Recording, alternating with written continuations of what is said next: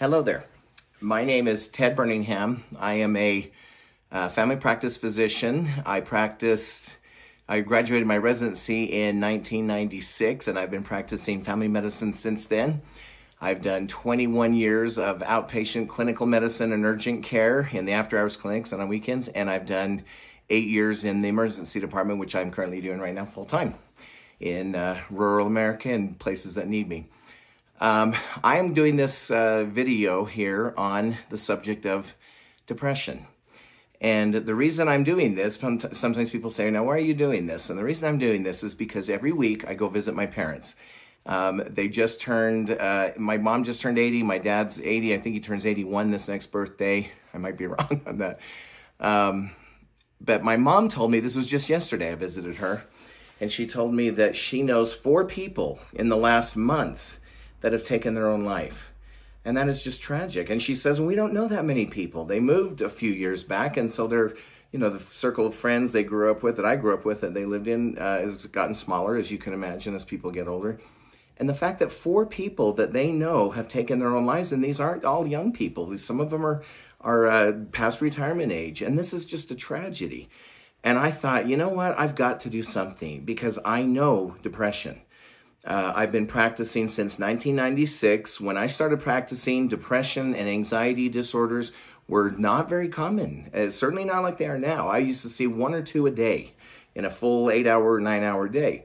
When I left my family practice in 2018, I'm not exaggerating when I said I was seeing 8 to 10 patients a day. Out of an 18 to 20 patient visit day in my office, 8 to 10 of them were anxiety or depression of all ages, teenagers, young children, young newly marrieds, 30s, 40s, up on till retirement age and beyond. It is the plague of our age. It is the one that everybody thinks they know everything about. Everybody's an expert, just listen to them. So I thought I could help, and thank you so much for tuning in. I think I can help you here. I'll tell you some things that have helped me. And of course, everything I say is me, Dr. Ted Birmingham, Dr. Ted. I'm just giving you what I've learned over the years. I know we can get you better. If you've tuned in and you're depressed, or you have anxiety, or you just think you've lost hope or whatever, you just hang on, and I promise you we can help you. First of all, let me tell you what depression is not. It is not a bad attitude. It's not you're not trying. It's not you don't care, or you're not that bright, or you're angry, or you're mean, or anything like that.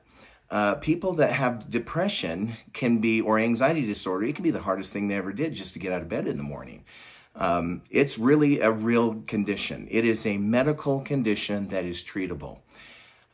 So it is not your attitude. It is a chemical, hormonal thing in addition to other things. The problem is it's a hard thing to define, right? As a doctor, if somebody comes in with a nosebleed or they've cut their hand, it's pretty easy to see the problem. There's blood, stop the blood, and the problem's gone. It's 0% or 100%. You either are continuing to bleed or you're no longer bleeding. Problem fixed.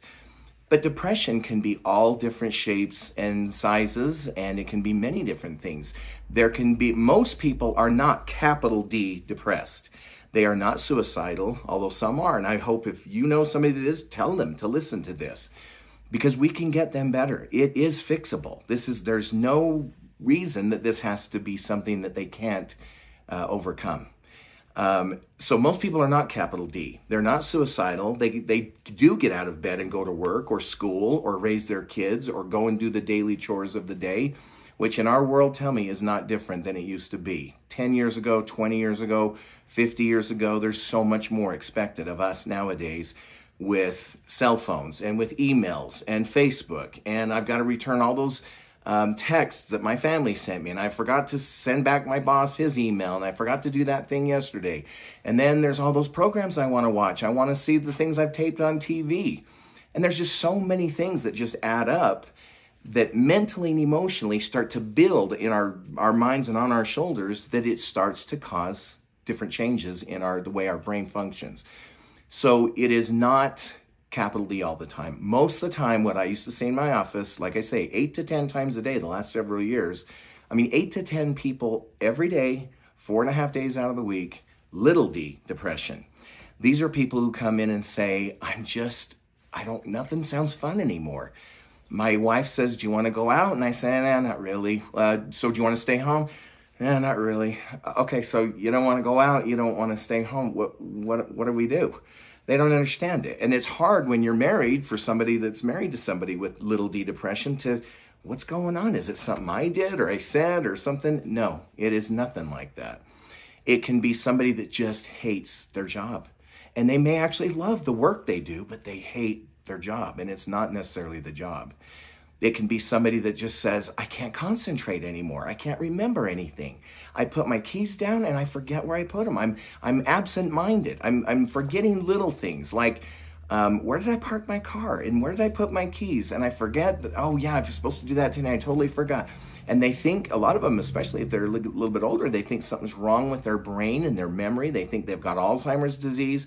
And this is what I tell them. I've seen Alzheimer's disease, a lot of them, and I tell people Alzheimer's disease is a great disease to have because you don't know you have it. You just go back into 1950 and you live back then and you don't remember anything but back in 1950. It's a horrible disease to take care of somebody who has, because you don't remember your children's names. You don't remember your husband or wife's name. You forget where you live and they wander around the neighborhood and it's really tough. And they can remember things, Alzheimer's patients. They can pick the lock and get outside and move around when it's winter. And many times you'll find, somebody outside in the exposure, and it's very, very dangerous. So Alzheimer's disease is not depression. Little d depression, your memory, your focus, your concentration are not what they used to be. And you know it and you can sense it.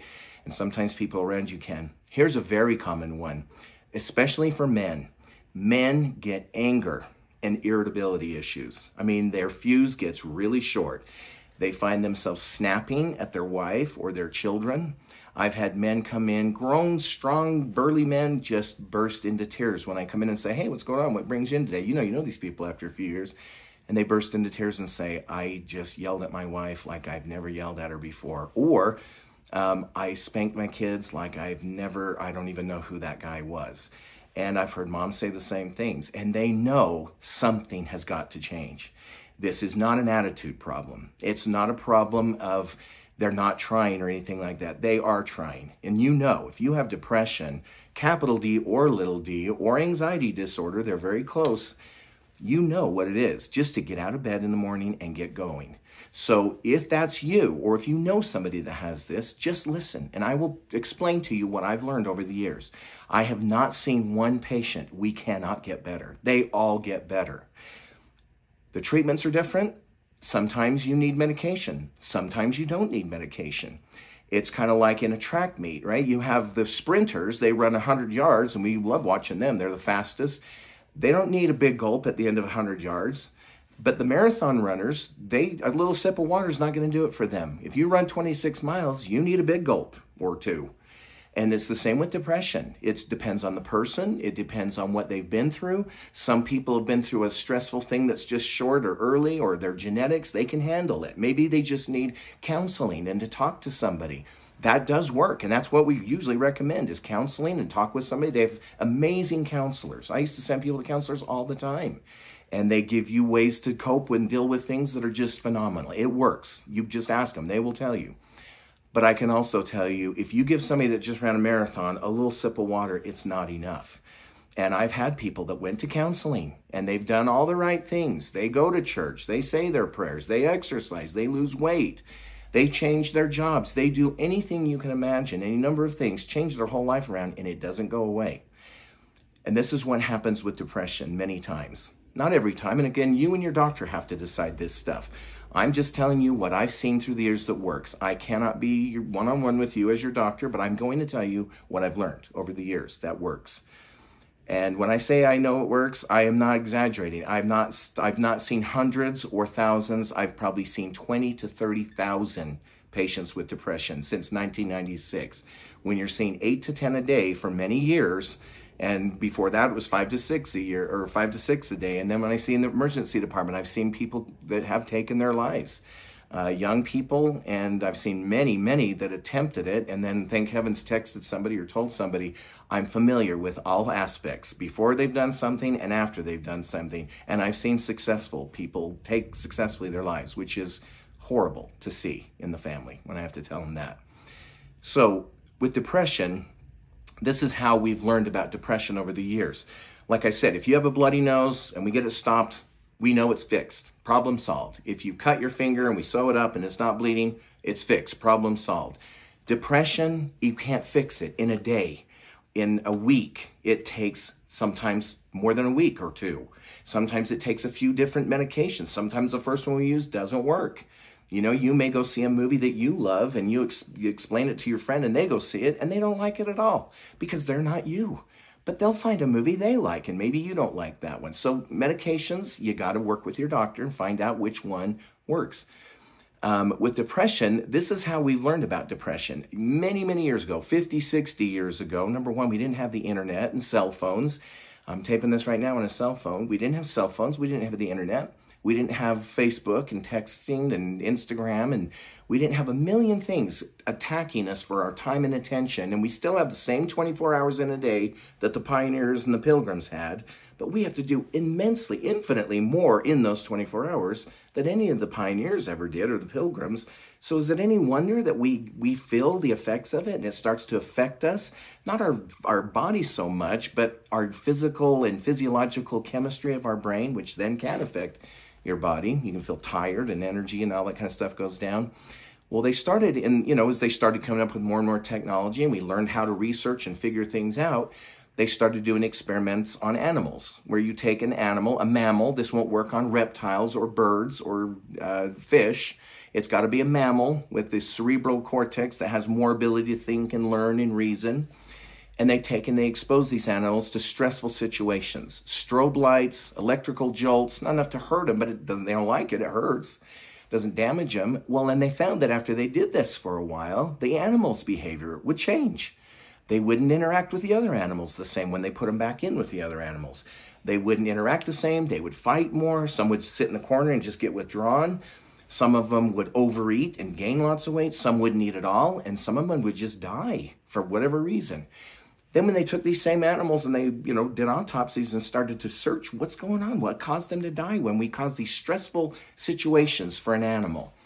And they find that their heart is fine, their kidneys, liver, blood, everything's fine. Under the microscope, everything looks normal. So what was it? And as technology advanced, then they started coming up with more and more advanced things like electron microscopes and better, fancier ways, which a pathologist could explain to you, not a family doctor. They came up with ways to take parts of the brain. They figured it must be something that affects the brain.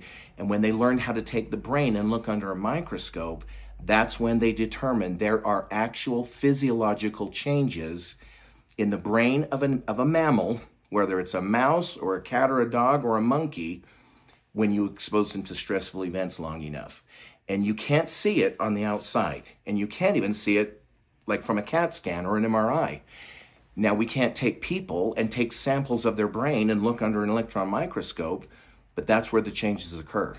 That's why sometimes medication is needed. And I always told my patients, it's kind of like looking at the Earth from the space shuttle. Right? If there's a hurricane, you could see that because hurricanes, here's the Earth, hurricanes are big, they're hundreds of miles, and you can see that swirl of clouds from the space shuttle. But you cannot from the space shuttle see the traffic in New York or Los Angeles. You know it's there, but you can't see it. It's just too small. I guess if you had a macro telescope, if you had the Hubble there, you could zoom in on it and see it.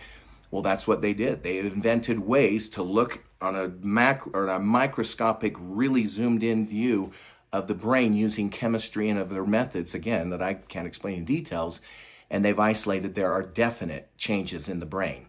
Not so much anatomical changes, but chemical changes. There are 3 chemicals, 3 hormones, 3, whatever you want to call them, that they learn when you put an animal through enough stress, one of these 3 chemicals, or all 3, can go down. When those chemicals go down, those animals don't perform memory tests as well. They struggle with the other animals. They fight with the other animals. They get withdrawn. Their behavior changes dramatically. And it's the same with people. When you put people through enough stress, and we don't even have to list the stress, just with besides all the technological advances, which are blessings and curses, I guess, just think of the news. Just turn on the news. Our grandparents, if our grandparents turned on the news now, great-grandparents, they wouldn't turn it on again. They wouldn't even want to go out their front door. We go out into it every day. And if you don't go out to it, it will come to you. It will come right into your living room with your media and everything else. Though you cannot keep the world out of your life anymore. So people, just like that, those three chemicals can go down. The primary one is serotonin. I'm sure you've heard these words before. Some of you are probably well-versed in medicine and these kinds of things. Serotonin is the primary one. There's another one called norepinephrine and a third one called dopamine. They've done studies on these things. When you hit the jackpot, you get a surge of serotonin and dopamine. When you have good things in your life, these chemicals raise. When you go through stressful things, these chemicals decline. When those chemicals decline, it's just like turning the volume down on your radio. There's nothing wrong with your ears or your radio. You just turn the volume down. There's no wonder you can't hear it as well when there's less electricity going through the speaker and it doesn't vibrate as much. You just can't hear it as much because not as much sound is being produced. It's the same with our physical bodies. And I know this is true because I've treated depression for 26 years. I had people come in, and even I wondered, I wonder if we can help this one. We would try counseling. Sometimes that's all they needed. Sometimes if people just needed to know, I'm not crazy, am I? I feel like I'm more irritable. I feel like I'm snapping more at people. I feel like I'm not having fun anymore. And I say to them, that's normal. And maybe they're in a bad job, or maybe they're in a bad relationship. They're, with somebody they need to not be with. Or they just need to change something in their life. And if you can get rid of the stress, their chemicals will come back up. You don't have to do it medically. They will come up on their own. But if you're in a place you can't change your life, what if you have a sick person in your family? What if you have a condition of your health that is not fixable? You just have to live with it. If you have there's sometimes people love their jobs, but it's a lot of stress with their job. You can be stressed out by something you love just as much as you can be stressed out by something you don't love. I told people probably the most stressful thing we'll ever do in our whole lives is get married and have children, because your life will never be the same. Stress to the human mind is just change.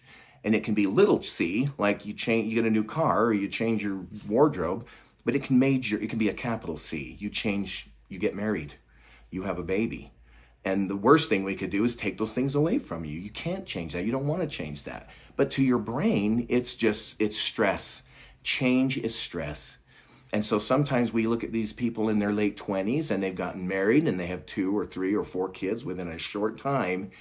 And they wonder why they're just not the person they used to be. They're not as happy. They're not as energetic. And so sometimes you just tell them that's all it is. You've had a lot of these changes. You're not weird. Your sleep and your focus are just a result of all the stress. And sometimes if they learn that and they go talk to a therapist, and the therapist can help them with different ways of thinking and coping, and that's all they need, wonderful. We love not having to put people on medications. But sometimes they've done all that. They've done everything they were told to do. And they are told, and they hear on TV and by experts and things they read, oh no, don't take medications. And I never understood that. I thought, now wait a minute. These very same people who say never take antidepressants are the same people who would say, well, if you have diabetes, well, take your insulin. What's the matter with you? Of course you have to take insulin. If your thyroid's low, you got to take thyroid. How often? Every day. For how long? The rest of your life. If your thyroid's low, you got to take thyroid the rest of your life. If you're diabetic, you're going to need insulin or some medication the rest of your life. There's a lot of medical conditions. They have no problems with those medications. So why are they so negative and, I don't know, against using medication for something that we can fix? And I know that because they come to me and I'd say, okay, you've done this, you've done this, you've done this. Are you ready to try some medication? And, rightly so. They're a little nervous. They're like, you're messing with my brain now. Messing with brain chemistry is kind of like tinkering with an atomic bomb. You just don't start messing around in there if you don't know what you're doing. Well, that's why we go to training. That's why we trained. I trained with psychiatrists and I trained with psychologists. And then I have 25 years of family practice and urgent care of treating depression. And I know we can get it better. Sometimes counseling, sometimes exercise and weight loss, sometimes all of those And sometimes, yes, we do need medication to get those hormones back up. Serotonin, norepinephrine, dopamine, sometimes one, sometimes two, sometimes all three. There's different medications. You can talk with your physician or your doctor or your PA about those medications. They're great. They know how to do this. And as you watch these chemicals come up, we don't have to tell you you're better. You'll tell us, I am feeling better. I'm sleeping better. I'm not as angry. I don't snap anymore. I kind of like my job again. And I used to say to people, will you trust me? Because they don't want to take it. They think you're messing with my brain chemistry. And I said, okay, do you trust me? You trust me to do all these other things we've done? And they say, well, yeah, I trust you. Okay, will you trust me to just take this for 2 weeks? We start a very slow, that's the other mistake. Don't start too high or you will have problems. You don't kick a kid into the deep end when they're learning to swim. You get them used to the wading pool and then you gradually work your way to the deep end. With medications, it's the exact same thing. You start them on a very low dose of a very simple medicine that maybe raises one of those hormones. And then you have them come back in 2 weeks. And I say, how you doing? Well, the first few days, I didn't really feel anything. But somewhere around that second week, some people did. The first week, they started feeling better. Not cured. Again, this isn't going to be cured in an instant. This is a marathon. They'd say, I am feeling better.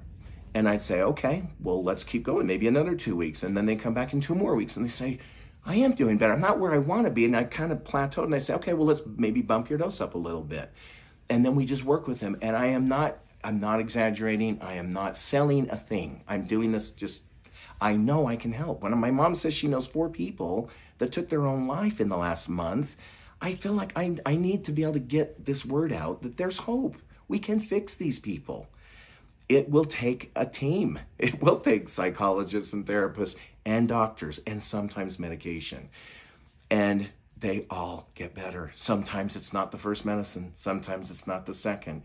But we always get them better eventually. And it's so fun to see people come back in a month or 2 weeks or a month and a half and they say, I can't believe this is working. I'm not going to quit my job. I love my work again. I love going to church again. I'm starting to exercise again. I've started losing weight. I mean, I'm telling you, my friends, Dr. Ted, I'm telling you, I've done this tens of thousands of times and it works. I am not trying to convince you to take medicine. I'm not trying to convince you that therapy is not needed. Many times that's the very thing they do need. But sometimes medication is okay. And the thing is, most of the time when we get people their hormones back up, you keep them on for about 6 months, give or take a little bit, maybe more, and then you can take them off. You have to do it slowly, come off over a couple of weeks. You can't just drop it. Just, if you climb a bunch of stairs, you can't just jump. You'll break your leg. If you climb up a bunch of stairs, you have to come down a stair at a time. But you can come down. Some people say, I don't want to come off. I don't want to go back where I was. And we say, that's okay. I've had people on them for 10 years, 20 years. They work. They don't cause all these weird, I don't know what people say, you'll be a zombie. No, you won't. If you don't like who you are or your family doesn't like who you are, then we won't use those. We'll stop them. We certainly don't want to change you other than get you back to your old self again. I'm telling you from experience, I know this works because I've done it. So I will post again here sometime soon. If you have any questions, you can send it to this. I hope this shows up. AskDrTed@gmail.com. AskDrTed@gmail.com. If you have any questions, email me and I will answer them. And I'm hoping to do some just tips, like when do you need to go to the doctor? When do you need to go to the ER? What are emergencies? What can wait? What's not an emergency? What seems like one but isn't one? What seems like it's not an emergency but it is? And I hope that I can teach you some things, save you some money, save you some time. And for those of you that feel like you've lost hope and there's no hope, there is hope. I promise you. I am not saying this just flippantly or anything like that. You will get better. We can get you better. And there is a process, but you have to trust and you got to go see your doctor and you got to do whatever they tell you to do. You got to trust them. If you don't like that one, go to a different one. That's fine. Sometimes people come to me and they hated my guts. I can't understand why, and they go to a different one. That's okay. Doctors have more than enough people to fill their schedules. Find one you like, find one you trust, and we'll get you better. I promise you. I know it's true. Okay, thanks for listening. I'm honored that you tuned in. See you next time.